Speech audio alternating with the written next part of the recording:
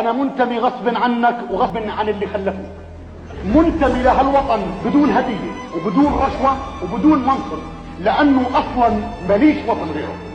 الارض وبعتوها، والمستقبل طلع وهم، طلع خراب، خليتوا كرامة الناس كلها بالارض.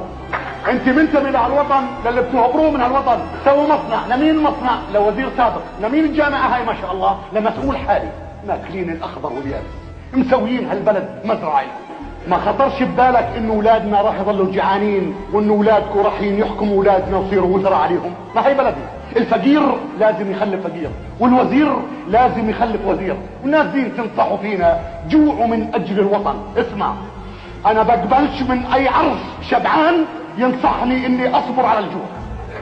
اقول لك عليها وجه ابوك، لا بدنا الديمقراطيه ولا بدنا الحريه اللي بدكم اياها نمارسها على كيف. هاتين على الشعب الديمقراطيه، فكرونا بقر. انت بتحكي عن انتماء والديمقراطيه؟ طب جيب لي اسم ابن او بنت مسؤول في هالبلد يتخرج قبل 10 ايام وبعده ما توظف. اذا ابوه ما بده يوظفه، يا بفتح له مصنع، يا بجيب له وكاله اجنبيه زي اولاد الاكارم اللي تعرفهم. وكل ما دق الكوز بالجره لازم الشعب يكون كبش الفدا، وكل ما ضربته فص لازم احنا ندفع الثمن بحجه الانتماء والنخوه والشهامه والولاء. تعال مين تشاطروا؟ تشاطروا على واحد مسخن بيسرق الرغيف خبز عشان يشبع اولاده خبز، وبتتركوا اللي بيسرقوا ملايين بحجه انه فيش اسم.